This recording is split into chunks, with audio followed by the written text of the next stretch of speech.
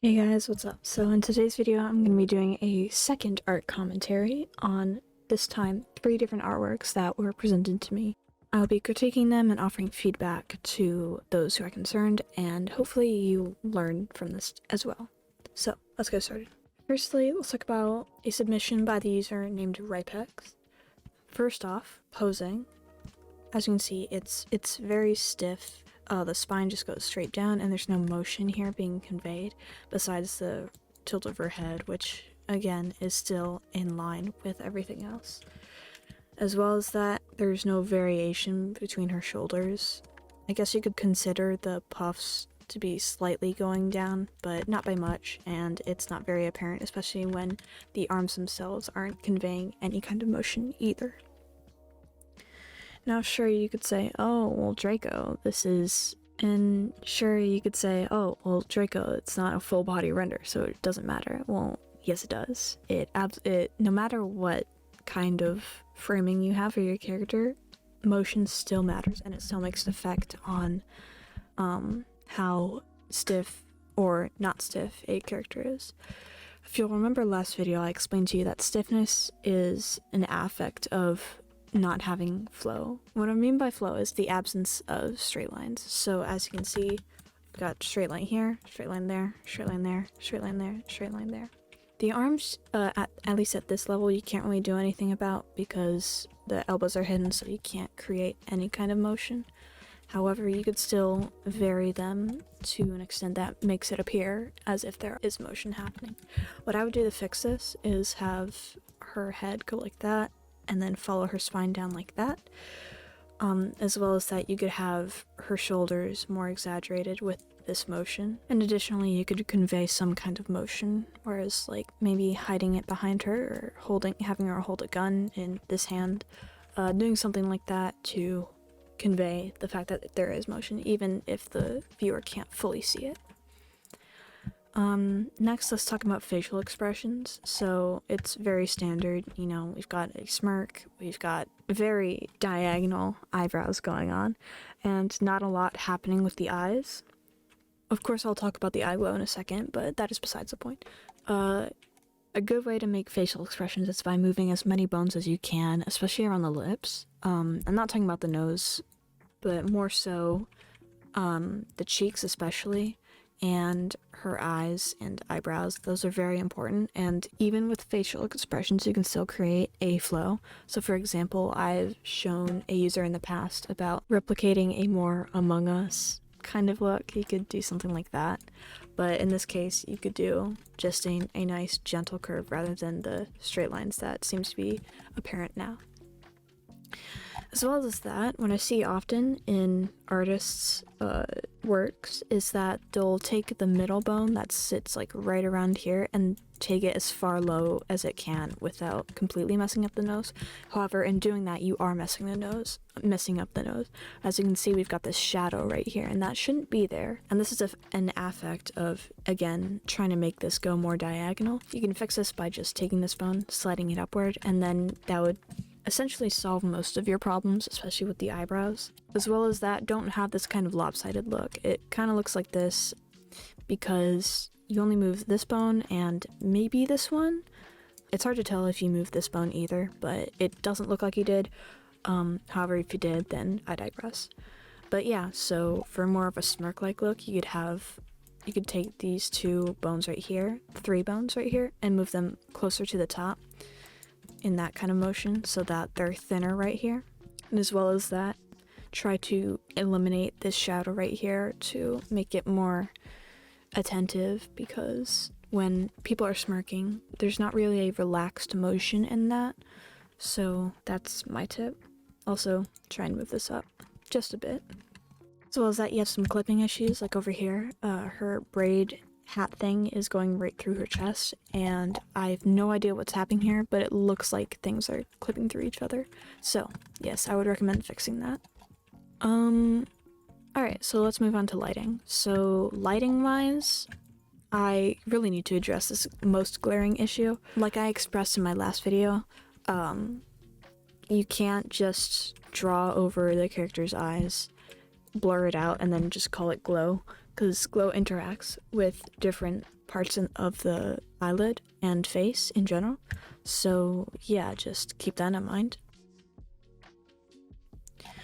At first glance, when I saw this, it did look like a airbrush, but as I get closer to it, the more I'm realizing that maybe it wasn't, and if it wasn't, then I apologize. But if it was, then yeah, do fix that and try not to do it. In terms of lighting, I don't know what's happening with the background, besides the fact that it is a little pixelated, but that's not really an issue that I need to address now. It doesn't match the character, so we have blues coming from here, we have blues coming from here, we've got reds coming from here, more blue, and we have behind her an entire cityway, which is supposed to be creating blue rims along the edges of her, especially around her hat, but it's not. And so I would recommend trying to match the lighting to whatever you're making, because it will make the story more believable, I should say. Additionally, there should be some shadows, at least along the entirety of her front body, because as you can see behind her, this alleyway is very dimly lit, so it would be best to convey that with the character render as well. One last thing, and I don't know if it's relevant or not, but I can't tell if this was a model that you imported or if it's just an image, but if it is an image, then do color correct it to match the background, because it'll make, again, the story more believable. As well as that, it could be a result of the lighting, but what I'd recommend doing right here, there's a definitive line going here and there. So what I'd do to fix that is check your normals, make sure they're on linear, and after that, then subdivide your polygons. And also, last note, you should probably like wiggle these more. So make them like flow like that, so then it's more apparent that there's some kind of flow. So there you go.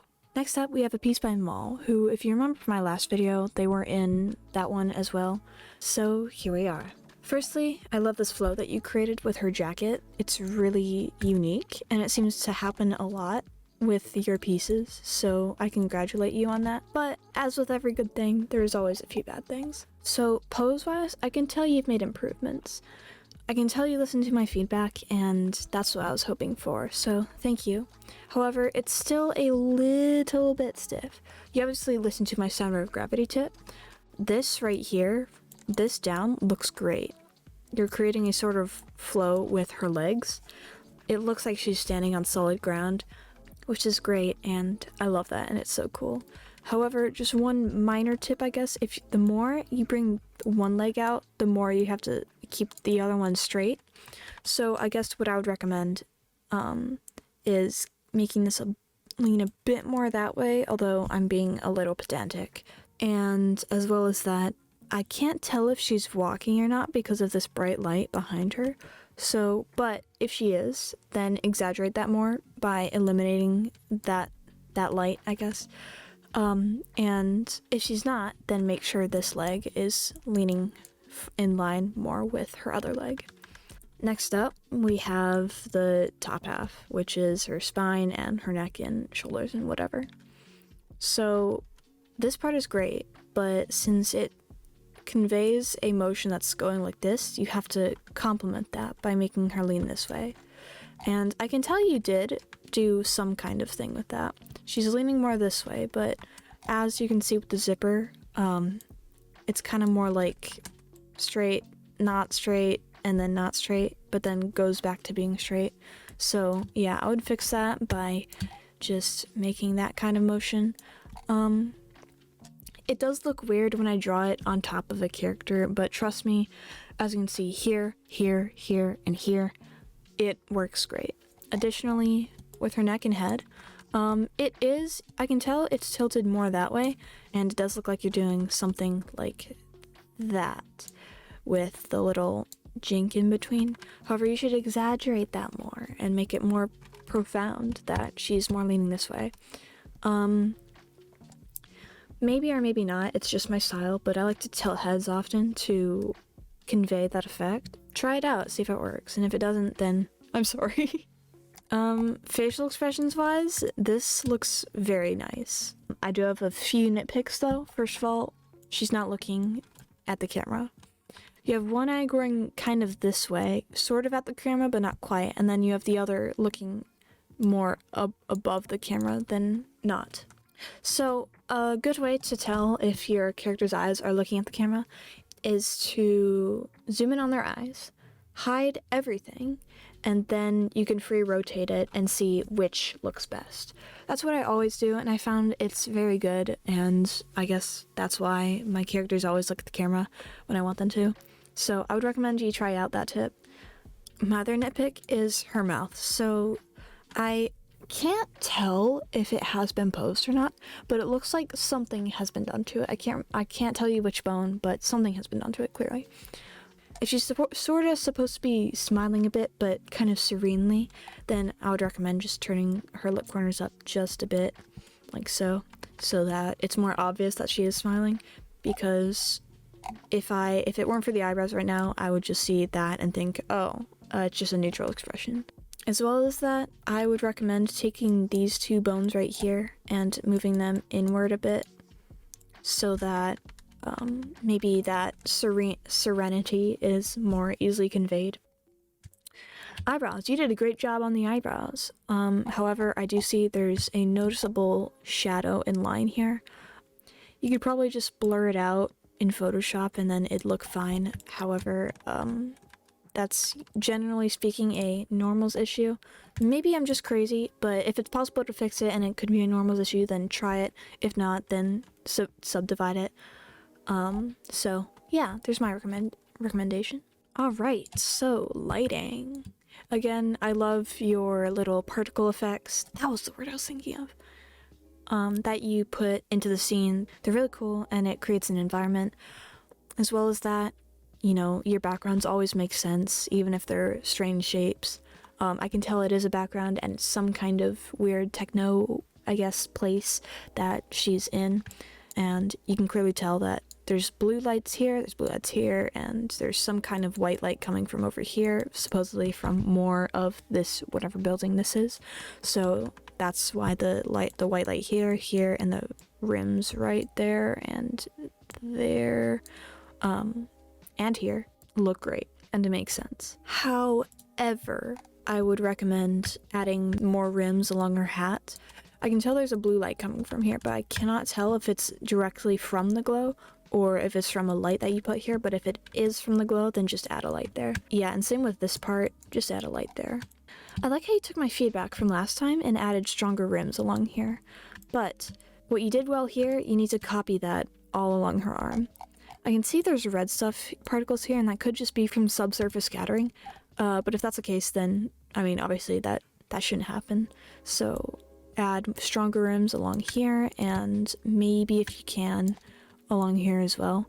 These are already pretty good, but just strengthen it a little bit more. Also, oh my gosh, I love this so much. So, as you can see, we've got this like blue kind of painting, or blue kind of light, maybe it's the color of the wall, maybe it's a light, whatever, hiding here, and then we have white right here. And I love how you made sure that it would make sense by making sure the blue light cuts off at around here, and then starting like white rims along here. That was so expert, and I really appreciate that about the piece. Yeah, and then lastly, I guess if you're going to do rims, then fully commit to it. Most of this right here just kind of sizzles out, which again, I guess could make sense, especially for the blue background, but you want it to stand out more, which, or at least personally speaking, I would want it to stand out a bit more, so that's what I recommend you do. Especially with this blue jacket, definitely add more stronger rims here. Do exactly this, but on the other side as well. So yeah, that's about it. Thanks for watching. I hope you learned something from this, and I'll see you in the next one.